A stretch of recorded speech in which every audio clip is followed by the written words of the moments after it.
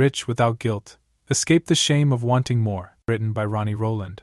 Published by Growth Literacy Lounge. They never told you that ambition would come with an apology letter. That every time you reached for more time, more peace, more possibility, you'd feel the invisible tug of guilt, as if desire itself were a betrayal. Not of others, but of some unwritten moral code that says, stay small, stay grateful, stay quiet. But what if that code was never meant for you? This book is not about getting rich. It's about getting right, with your values, your energy, your capacity to dream and to do. Because somewhere along the way, many of us confuse morality with mediocrity. We learn to measure goodness by how little we asked for, how much we tolerated, how quiet we became in the face of longing. And yet, buried beneath that guilt is a signal, not shame, but truth. Wanting more isn't a flaw. It's a form of remembering. The world needs people who aren't afraid to live fully, love boldly, and rise openly. People who no longer see success as a solo act or wealth as a moral compromise. People who understand what Brené Brown once said, we cannot selectively numb emotions. When we numb the painful emotions, we also numb the positive ones. Guilt numbs. It numbs your momentum, your clarity, your joy. It's a smokescreen that dims your view of what's possible. This book is the fan that clears the air. You won't find empty hype in these pages. You'll find stories, metaphors, and moments that mirror your own. You'll find insight that challenges old scripts. You'll find permission, not granted from me, but pulled from within yourself. This is a reclamation of desire as divine, of ambition as alignment, of wealth, not just as currency, but as the ability to choose your life on purpose. You are not selfish for wanting more. You are not broken for dreaming bigger. You are not guilty for imagining a life that fits your soul, not just your circumstances. This isn't just about money. It's about freedom, and your freedom starts now. Chapter 1. The Whisper That Withers. It always starts with a whisper. You're 7, maybe 8, and you ask for seconds at dinner. Your plate isn't empty yet, but the mashed potatoes look especially inviting. Don't be greedy, someone says, not harshly, but firm enough. The potatoes cool untouched. Something inside you shrinks. Fast forward, you're in your 20s, your 40s, your 60s.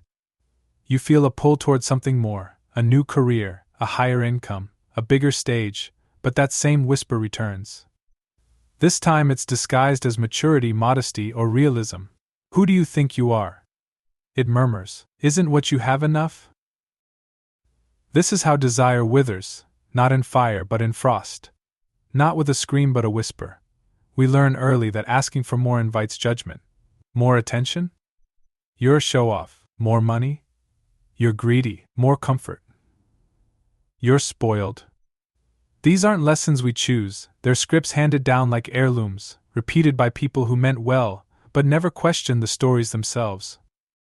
And so we learn to camouflage our ambition. We soften our goals, couch our dreams in disclaimers, and smile politely when praised, just to make sure we don't shine too brightly. The orchard of our potential stands behind us, but we rarely turn to face it.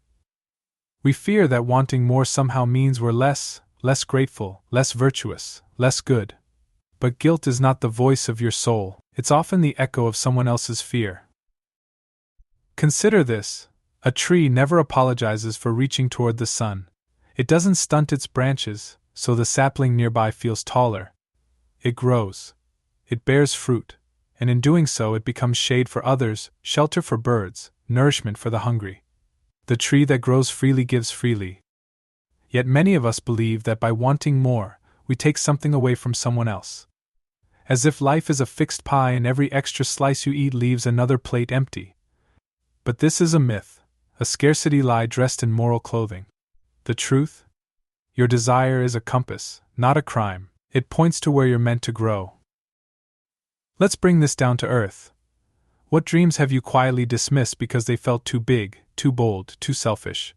What parts of you have shrunk just to make others comfortable? Be honest. Naming the shame is the beginning of shedding it.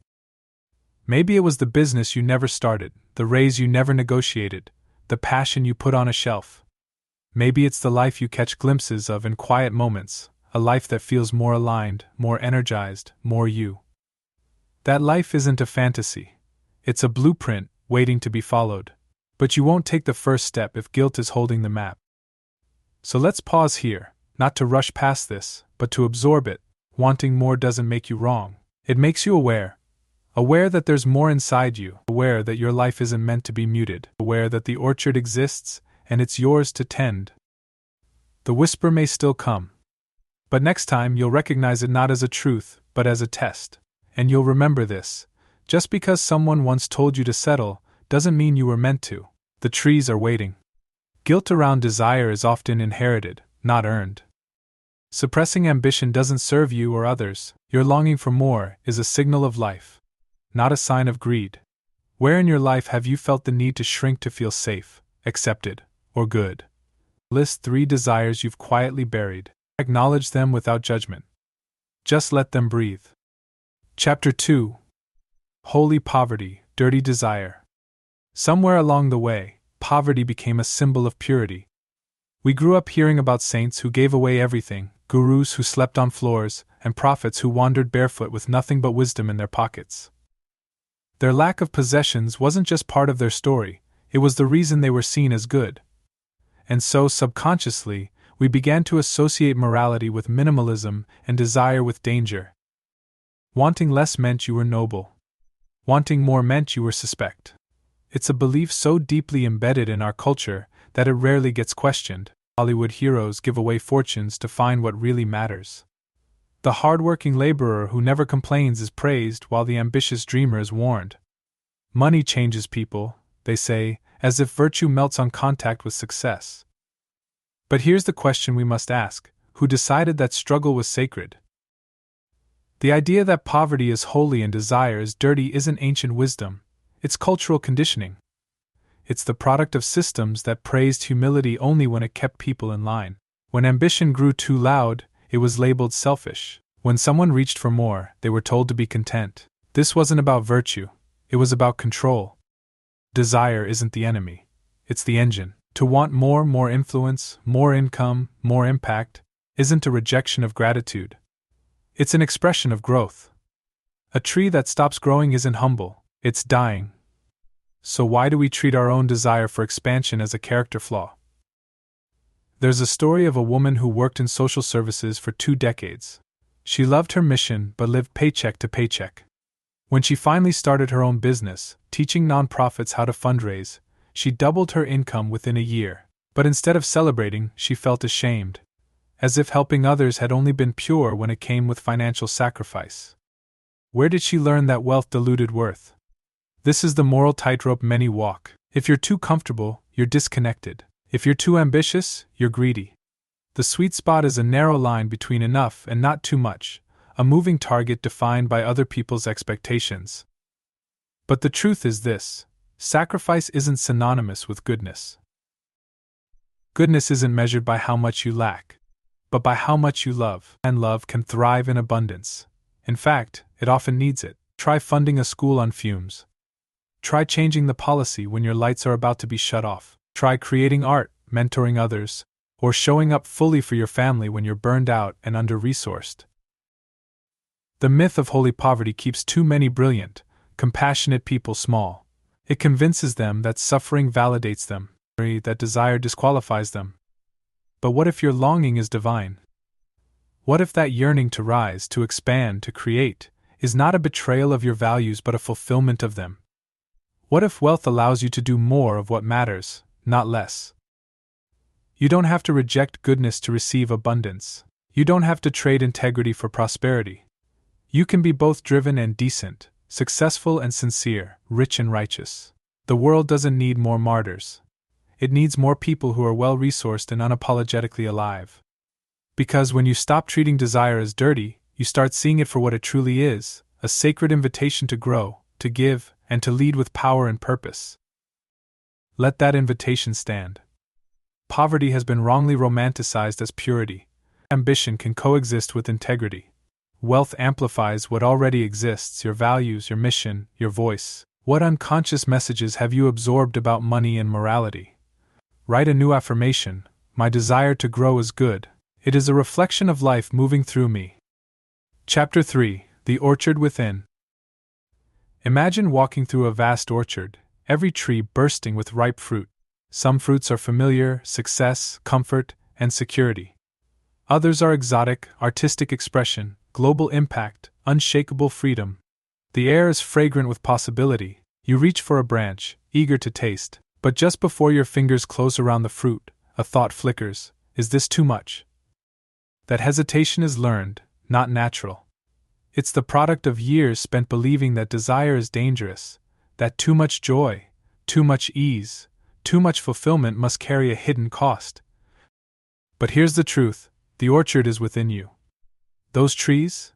They're your dreams, your instincts, your buried longings. You didn't plant them to impress anyone. They grew from seeds of possibility that were always yours. Desire isn't decoration, it's direction. It reveals what you're meant to nurture.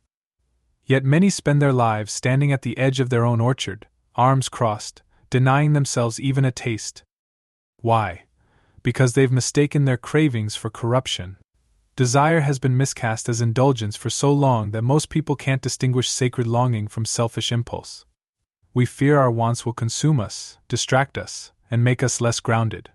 So we suppress them, spiritualize the sacrifice, and call it discipline. But in doing so, we lose access to the very energy that would fuel our purpose. What if you're not here to starve your soul but to feed it? There's a woman who spent years working in a safe, unfulfilling job. She told herself she was lucky just to be employed. But late at night, she wrote poetry. Beautiful, vulnerable lines that pulsed with truth. When asked why she never pursued it seriously, she shrugged. That's just a dream. Not something real people do. But it was real. It was a fruit on her tree, vibrant, waiting, already grown. She just never gave herself permission to pick it. We all have desires that seem inconvenient, even irrational. A desire to start over. A desire to build something huge. A desire to live slower, louder, freer. And we fear these will make us seem ungrateful, impractical, irresponsible. But ignoring them doesn't make us better. It makes us bitter. Desire doesn't ask for approval. It asks for acknowledgement. You don't need to act on every longing, but you do need to listen, because within desire lies a signal. It's the map of your next evolution. It's the light beneath the surface, beckoning you toward your deeper self. Start simple. Pay attention to what excites you, what pulls at your curiosity, what quiet moments feel expansive instead of empty. These are clues. These are signs. These are branches bending with fruit you're allowed to enjoy. And no, you don't have to justify it. Not every desire must be practical. Not every dream needs a business plan. Some things you pursue simply because they're yours to pursue. The orchard doesn't judge. It doesn't demand proof. It simply waits, lush, generous, forgiving. So walk into it. Not with guilt, but with reverence. Let yourself want. Let yourself reach. Let yourself taste. You're not here to withhold. You're here to harvest. Desire is not random. It's revealing. Suppressing your longings disconnects you from your truth. Your inner orchard is meant to be explored, not avoided. What desires have you silenced and why? What might they be trying to tell you? Write down 5 things you want, boldly, without filtering. Say them out loud. Let them exist. Chapter 4: Crumbs and Feasts. She brought her lunch in a paper towel, half a sandwich, no drink, no sides. At meetings she smiled, contributed, stayed late, but when asked why she never joined coworkers for lunch, she'd laugh. Oh, I'm saving for something. That something was never defined, but her hunger was visible. Not just for food, but for freedom. Too many live on crumbs while dreaming of feasts. Not because they lack capability, but because they've been taught that smallness is safer, even nobler. We celebrate modesty to the point of self-denial. People boast about how little sleep they get, how much they sacrifice, how long they've gone without. This isn't humility. It's a culture of martyrdom masquerading as virtue, and it teaches us to equate goodness with going hungry. But here's the paradox: the world tells you to dream big, until you do. Then it whispers, don't get ahead of yourself. This double bind keeps people inching forward instead of leaping. They ration joy, delay gratification, and shrink their appetites, not because they don't want more, but because they fear what wanting says about them. Crumbs are predictable. Feasts require permission. There's a story of a man who finally took a sabbatical after years of nonstop work. On his first morning off, he sat by a lake, coffee in hand, and panicked. Guilt crept in like fog. I should be doing something useful, he thought, as if rest, reflection, and delight were indulgences, not necessities. His entire life had trained him to eat fast, work harder, and never ask for seconds. But craving isn't a sin. It's a signal. It tells you something's missing, and ignoring it doesn't make you stronger. It just makes you hungrier. You can live on crumbs so long you forget what satisfaction feels like. You can normalize lack to the point where abundance feels suspicious. This is how people talk themselves out of upgrades, raises, even love. They tell themselves, I have enough, when what they really mean is, I've learned to live with less. But survival isn't the same as fulfillment. Fulfillment means stepping beyond enough into overflow, not to hoard, but to host, to have more than you need so you can give more than you imagined. A feast isn't selfish when it feeds others too. And no, this isn't about excess, it's about expansion, the expansion of choice, of capacity, of contribution. When you allow yourself to feast, to really receive what you desire, you model what's possible. You say, this is allowed, this is safe, this is good. So ask yourself, where are you accepting crumbs? In your career? Your relationships? Your time? And more importantly, why? What would happen if you asked for more? Not demanded, not begged, asked, with quiet confidence and clear worthiness. Would you be seen as greedy? Or would you finally be seen, period? This isn't about entitlement, it's about alignment. About honoring what your soul knows you need, even if the world calls it too much. The table is set. The feast is real. And it was never meant to be earned through suffering, it was meant to be received with grace. You're not here to scrape the plate. You're here to savor the meal. Settling for crumbs is often learned, not chosen. True fulfillment comes from allowing yourself to receive. Desire points to what you're meant to experience, not avoid. Where in your life are you surviving when you could be thriving? Identify one area where you've been making do. Write down one bold step you could take toward more. Chapter 5: Inherited Beliefs, Borrowed Limits. People like us don't do things like that. That single sentence, uttered in casual conversation, can become a lifelong sentence of limitation. Not written in law or stone, but etched quietly into the mind, shaping what feels possible, permissible, and proper. Most of what you believe about money, worth, and success wasn't taught through lectures, it was absorbed.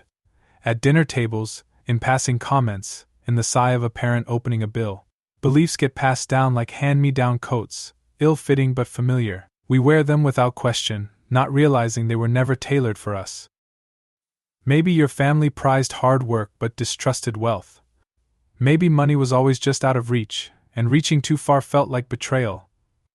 Maybe you heard stories of those people, the ones who had more, but were less moral, less grounded, less good. These narratives don't just shape opinion. They shape identity. It's not that ambition didn't live in your house, it just wasn't spoken aloud. This is the quiet inheritance, scarcity dressed as tradition, guilt masquerading as loyalty. A sense that to want more is to turn your back on where you came from. So you temper your desires, you limit your goals, you downplay your success. Not because you lack vision, but because you fear disconnection. But here's what often goes unspoken. The people who came before you didn't want you to replicate their limits. They wanted you to rise. Yes, they may have told you to be realistic, but often, that was protection, not prophecy. They had seen dreams disappoint. They had felt the sting of closed doors. Their caution wasn't cruelty, it was a shield. But a shield for their wounds doesn't need to become a cage for your future. You don't honor your lineage by reliving its limits, you honor it by transcending them. There's a man who grew up in a family where no one went to college. He got a scholarship, left town, and built a career that made him proud. But every holiday he'd shrink himself just a little. He stopped talking about his work. He dressed simpler. He made jokes about selling out. Not because he wasn't proud, but because he feared making others uncomfortable. He wasn't hiding arrogance, he was hiding his achievement. But when he finally shared his story, something surprising happened. His nephew, quiet, unsure, started asking questions. For the first time, that young man saw a different path. A new inheritance was offered, not through money, but through example. This is what's at stake when you hide your growth. The next generation may never see what's possible. Inherited beliefs are powerful, but they're not permanent. You can thank them for getting you here, and then choose something different to get you further. Start by identifying the scripts you've been following. Who wrote them? Are they true?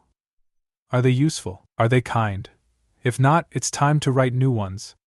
You can honor your past without living in its limits. You can be grateful for your roots while growing in a direction your ancestors never imagined. Because your ceiling doesn't have to be their floor, it can be your launch pad. Many beliefs about money and worth are inherited, not chosen. Loyalty to your past doesn't require limiting your future. Breaking generational patterns creates permission for others. What beliefs about wealth or success have you inherited, and do they still serve you? Write one limiting belief you've absorbed. Cross it out. Replace it with a new, empowering truth. Chapter 6. The Currency of Choice. She sat in the parking lot, phone in one hand, daycare closing time ticking closer on the dashboard clock. Her boss had just asked her to stay late for an urgent meeting. If she said no, it might cost her a promotion. If she said yes, her child would be the last one picked up, again. That moment didn't come with dollar signs, but it came with cost. Because what she really craved wasn't more money, it's a choice.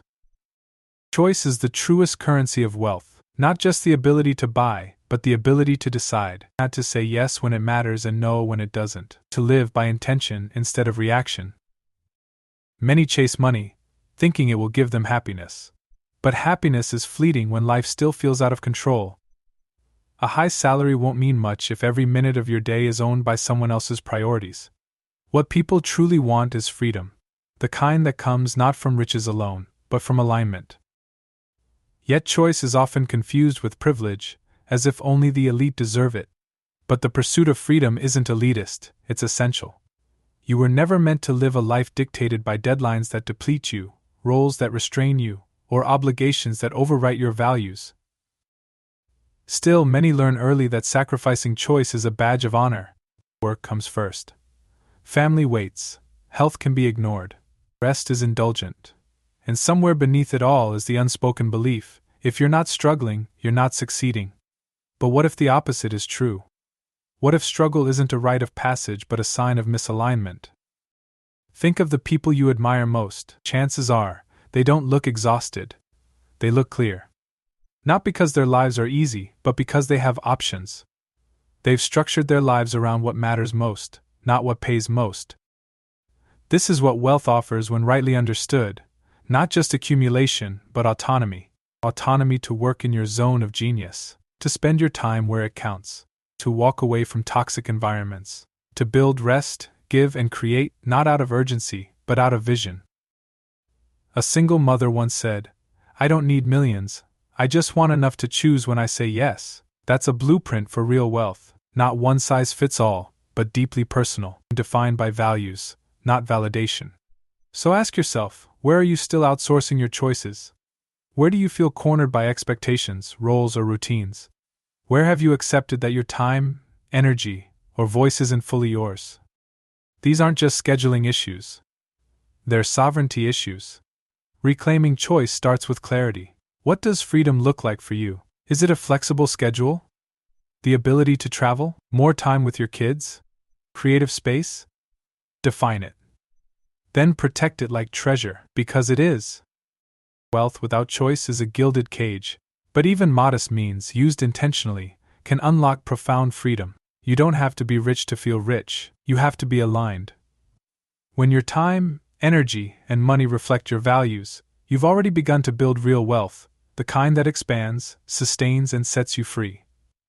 True wealth is defined by choice, not just cash. Freedom means alignment between your values and your decisions. Autonomy begins with clarity and courageous reprioritization. Where in your life are you spending energy without choosing it, and what would freedom look like instead? Write a definition of personal freedom. Then identify one small step you can take this week to honor it. Chapter 7. Sacred Ambition. Some people build cathedrals. Others build companies, movements, or legacies. The materials differ, but the motive is the same: a desire to create something lasting, meaningful, alive. That desire, when untainted by shame, is sacred ambition, not driven by ego, but by purpose. Not about having more, but becoming more. Yet ambition rarely gets that kind of reverence. Too often, it's treated as a moral liability. Be ambitious, and you risk being labeled aggressive, arrogant, or self-absorbed. Especially if you're kind. Especially if you're a woman. Especially if you were raised to value humility above all. So ambition gets repressed, diluted into, "I'm just trying to help," or "it's not about me." People disown their own drive, afraid it makes them look bad, feel selfish, or seem ungrateful. But the truth is, sacred ambition doesn't replace gratitude. It flows from it. It's gratitude that says, "Thank you for this life, and I'm not done growing it." There's a man who spent years working quietly in a support role. He loved his team, respected his company, but knew he had more to offer. When he finally applied for a leadership position, he hesitated before submitting the application.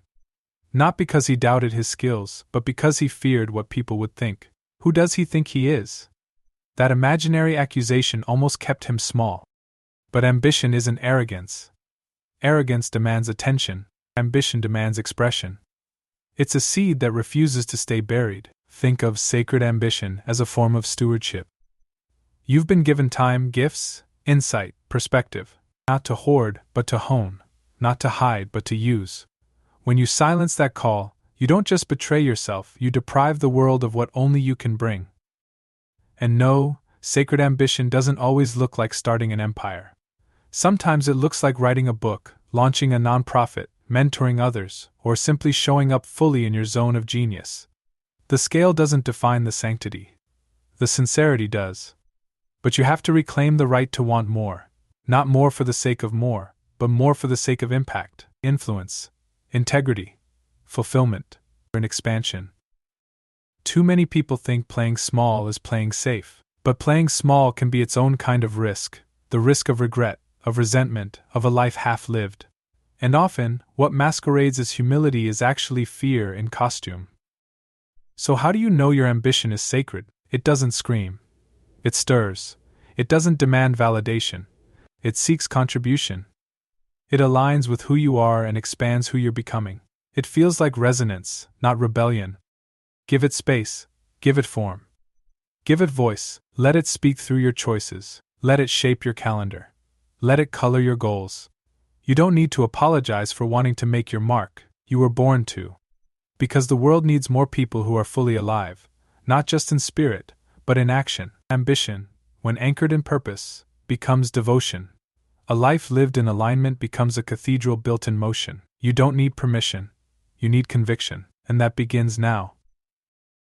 Ambition is not arrogance when it's aligned with purpose. Sacred ambition honors your gifts and channels them into impact.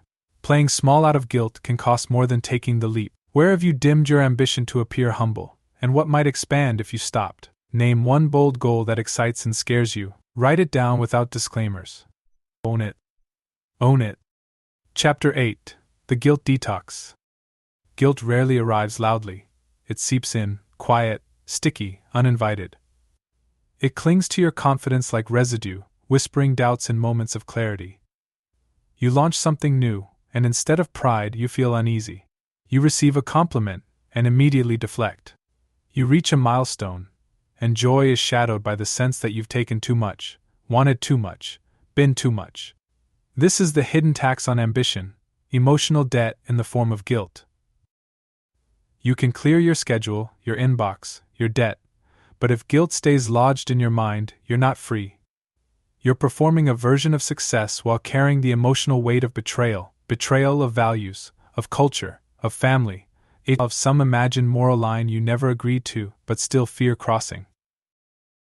Where does that come from? Sometimes it's the belief that others are struggling, so your thriving must be unjust. Sometimes it's a childhood script that tells you not to outshine. Sometimes it's religious conditioning that equated suffering with sanctity. But most of the time, guilt lingers because you've outgrown the cage that once kept you safe, and part of you still mourns leaving it.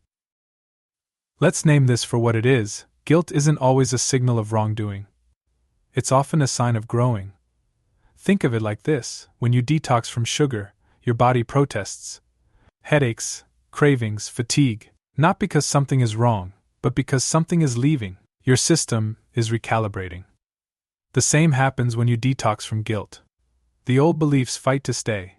They echo louder, hoping you'll back down. But discomfort isn't danger, it's data. There's a woman who raised her rates in her coaching business after years of undervaluing her work. The moment she announced it, she felt nauseous. Not because it was the wrong move, but because she was stepping into a new identity. Her guilt wasn't about the price. It was about shedding the version of herself who thought playing small was virtuous. She wasn't being greedy. She was being honest. Detoxing guilt requires intention. You don't just wait for it to fade, you confront it. You thank it for trying to protect you. And then you let it go. Not in anger, but in truth. Because guilt unchecked becomes sabotage. It whispers, lower the volume. Don't stand out. Don't enjoy this too much. And if you listen, you'll start dimming not just your ambition, but your entire life. But here's what guilt doesn't account for: your growth helps others grow. Your abundance models possibility. Your joy becomes permission. When you detox guilt, you create space for generosity, creativity, and expansion. So, how do you do it? Start by noticing where guilt shows up. Is it when you rest? When you spend? When do you shine? Then ask, is this guilt based on a truth or a trigger? Is it pointing to misalignment or just echoing old programming? Once you've named it, ritualize its release. Write it down and burn it. Speak it out loud and replace it with a new truth. Create a symbol, a bracelet, a phrase, a mantra that reminds you, I'm allowed to grow without apology. You are not responsible for carrying guilt that was never yours. You are responsible for your becoming. Let this be the chapter where guilt ends, where freedom begins. Where you stop shrinking to stay safe and start expanding to stay whole. You are not guilty for wanting more. You are ready. Guilt often signals growth, not wrongdoing. Emotional residue can sabotage success if left unexamined. Releasing guilt creates space for greater alignment and joy. Where does guilt still whisper in your life, and what truth could replace it? Identify one area where guilt has held you back. Speak a new belief aloud: I release guilt and embrace growth. Chapter 9. Receiving without apology. The gift arrives. It's exactly what you needed. Instead of smiling, you say, oh, you shouldn't have. A compliment lands, and you deflect. An opportunity appears, and you downplay your excitement. This is the subtle art of rejecting abundance, not out of rudeness, but out of reflex. Because somewhere along the line, receiving became something to manage, something that required justification, restraint, or apology. We've been taught how to give. Rarely are we taught how to receive. In many cultures, receiving is viewed as passive, indulgent, even weak. Giving is framed as noble. Receiving is treated as awkward. And so, people learn to excel at generosity but flinch at grace. They become skilled at pouring out, but clumsy at being poured into.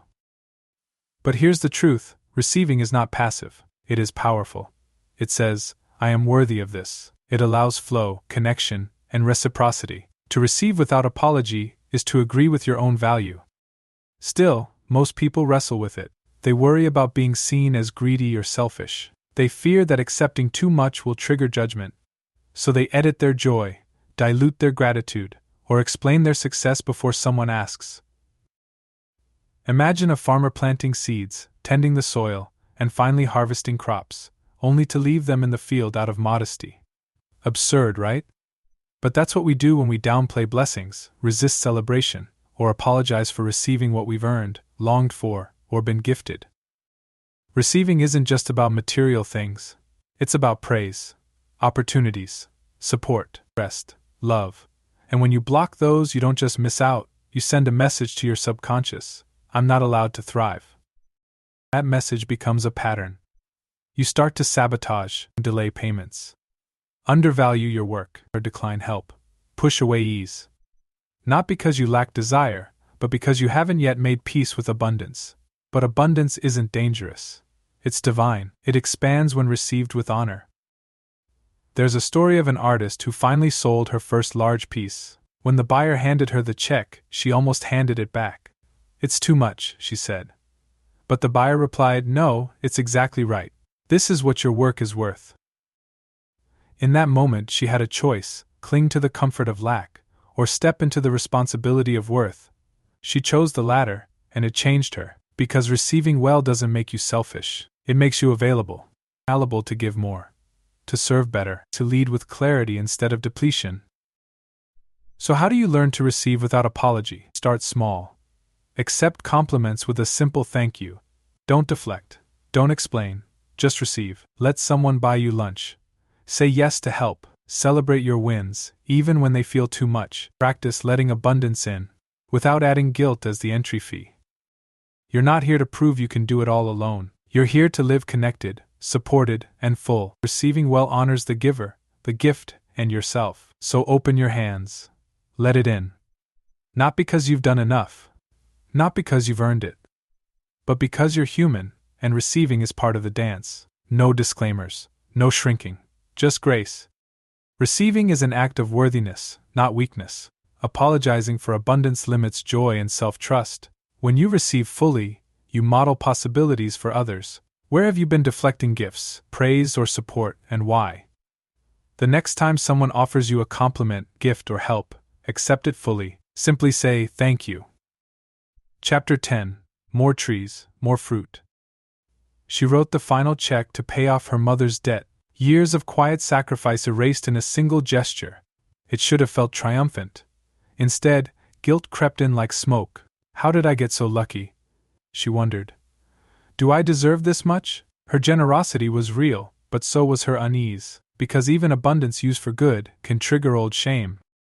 Too often, we believe that success must be isolated, that more for us means less for others, that thriving is only acceptable if it stays quiet. So when our trees start bearing fruit, we hesitate to plant more. We fear being judged, envied, misunderstood. We fear that overflow might look like excess. But fruit was never meant to rot on branches. It's meant to be picked, shared, multiplied.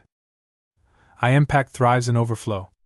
When your needs are met and your spirit is nourished, you have the energy, clarity, and resources to help others, without resentment, without burnout. Generosity doesn't flow from depletion, it flows from fullness. Think of an orchard that feeds not just one household, but an entire village. The farmer who plants more trees isn't greedy. She's wise. She knows that abundance expands possibility. One tree provides. Many trees sustain. But some are afraid to plant more. They remember a time when resources were tight, when survival depended on staying small. They still feel the echoes of too much ringing in their ears. So they limit their expansion, not because they lack capacity, but because they carry emotional contracts signed in scarcity. It's time to cancel those contracts. Your abundance does not diminish others. Done well, it elevates them. It creates jobs, funds dreams, fuels movements, restores dignity. It pays medical bills, scholarships, and overdue rent. It lets you say yes to what matters and no to what doesn't. But it starts with allowing yourself to expand, without guilt, without apology, without fear of being misunderstood. There's a business leader who once hesitated to scale. She worried that growth would make her impersonal, greedy, disconnected. But then she realized, staying small was keeping her from hiring staff who needed work, from serving more clients, from freeing her time to mentor the next generation. Her smallness didn't serve the world, her expansion did. So ask yourself, what new trees are waiting to be planted? What visions have you set aside because they felt too big? What ideas feel alive but have been shelved to avoid scrutiny? The orchard grows as you do. The more trees you plant, systems, income streams, creative outlets, collaborations, the more fruit you can offer. And not just any fruit, but fruit picked with intention and shared with purpose. And yes, some will judge. Some always do, but others will be fed. Others will be inspired. Others will realize they, too, can plant more. This is how legacy is built, not through silent struggle, but through visible, generous success. Not just by what you earn, but by what you enable. Plant more trees. Water them well, harvest boldly, share freely. Let your orchard be a place of provision, not just for you but for many. Overflow creates capacity for deeper generosity and impact. Expansion is not selfish when it serves others with purpose. Planting more is a strategy for legacy, not just gain. What have you held back from expanding out of fear it would seem excessive or selfish? Identify one area of potential expansion, income, reach, service, and write down how it could benefit others. Chapter 11. Redefining Rich. At his funeral, no one mentioned his net worth. They spoke of his laughter, his unwavering kindness, the way he made everyone feel seen. His portfolio didn't make the eulogy, his presence did. In that moment, it became clear, richness is measured in meaning, not just money.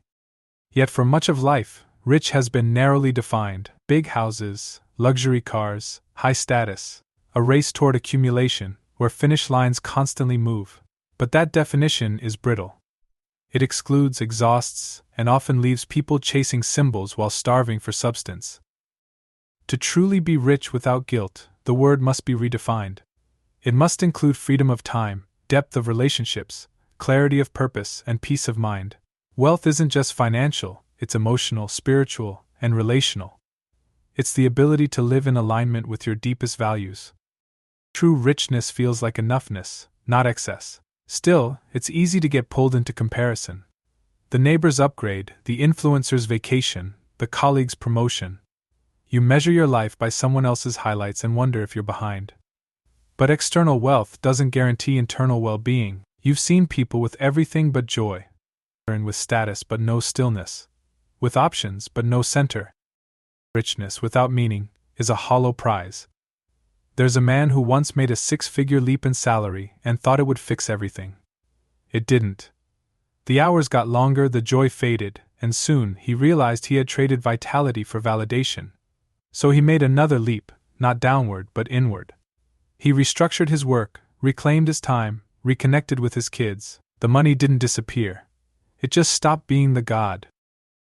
His richness became defined by resonance. Does this feel right? Does this serve life, not just lifestyle? That's the shift. From chasing more to choosing what matters. From asking what can I earn to what do I want to experience. From seeking approval to living in alignment. Redefining rich means asking better questions. What energizes me? What relationships nourish me? What work brings both income and impact? What kind of rest rejuvenates me? What does success feel like in my body, not just on paper? When you build your life around these answers, you stop apologizing for wanting more, because that more is rooted in meaning. You're not chasing shiny distractions.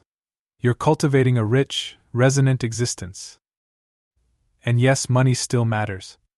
It's a tool, a resource, a channel for freedom, but it's not the source of worth. It's not the definition of success. It's part of the picture, not the whole canvas. To redefine rich is to reclaim the power to decide what a wealthy life looks like for you. For some, it's slow mornings and creative afternoons. For others, it's bold missions and big moves. For many, it's the quiet knowing that nothing is missing. There's no right formula, just your truth. So let others flaunt. Let them post and pose. You don't need to prove anything. You're not building a brand. You're building a life. And in that life, richness looks like laughter at dinner, work that matters, sleep that restores, and space to breathe. No apology, no performance, just presence. That's the new rich. True wealth includes alignment, purpose, and peace, not just possessions. Redefining rich means choosing meaning over appearance. A wealthy life is personal, intentional, and deeply lived. What does rich mean to you when no one else is watching or measuring? Create your personal wealth wheel. Identify 5 areas of life you value most, and define what rich looks like in each. Chapter 12. The orchard expands. You return to the orchard. But this time, it's different. The branches are fuller, the fruit more vibrant. Some trees weren't here before, new visions, new ventures, new layers of self. Others you once feared picking from now offer their harvest freely. You no longer stand at the edge, questioning your right to belong. You walk among the trees like you planted them, because you did. This is what happens when guilt fades and growth takes root. You stop asking for permission and start giving it to yourself and to everyone watching. Expansion becomes natural. What began as desire became direction. What once felt selfish now feels sacred. You've shed the shame of wanting more and stepped into the responsibility of living fully. And the most beautiful part? It doesn't end with you. When you thrive openly, others notice. When you rise with integrity, others rise too. Your orchard becomes not just a symbol of success, but a sanctuary of possibility. People walk among your trees and begin to imagine their own. You become a living invitation. And that's the quiet revolution, ambition that awakens, not competes, wealth that circulates, not isolates, growth that multiplies, not divides. Still, the world will offer its old scripts. It will whisper warnings: don't go too far, don't want too much, don't forget your place. But now you recognize those voices. They're echoes, not instructions. They belong to another chapter, not this one. Because in this chapter you're building differently. Your orchard doesn't need fences. It doesn't hoard, it hosts. It shelters, feeds, inspires. It reminds people that abundance is not the exception, it's available to all who choose to cultivate it. And cultivation takes commitment. It's not a single decision, but a daily one, a ritual of realignment, a practice of presence. The orchard doesn't grow because you glance at it once, it flourishes because you return again and again, tending, pruning, planting anew. So as this journey closes, remember this: you were never wrong for wanting more. You were just early to remember how right it could feel. You were not born to carry guilt for your gifts, you were born to grow them, and to share them, to let them become a forest others find shelter in. Every tree you plant, from boundaries to businesses, from art to advocacy, is an act of defiance against shame. It says, I trust myself. I believe in the more that calls me. I will not apologize for blooming, and you won't always get it perfect. Some seasons will feel barren. Some efforts will fall short. But the orchard doesn't demand perfection, it welcomes process. So stay in the process. Keep listening for the desires that feel alive. Keep honoring the whispers that guide, not the ones that shame. Keep expanding not to prove, but to participate fully in the life that's yours. Because this is how the orchard grows, one tree at a time, one unapologetic yes after another. And as it expands, so do you. No guilt, no apology. Just growth. You're free now, not just to want more, but to become more. Welcome to the orchard. Growth becomes legacy when lived openly and shared freely. Guilt-free ambition creates space for others to dream. The orchard of your life is meant to be cultivated and expanded. What new tree are you ready to plant now that you no longer carry guilt? Write a declaration: I give myself permission to expand without guilt, and I commit to cultivating abundance daily. Take care, and be well.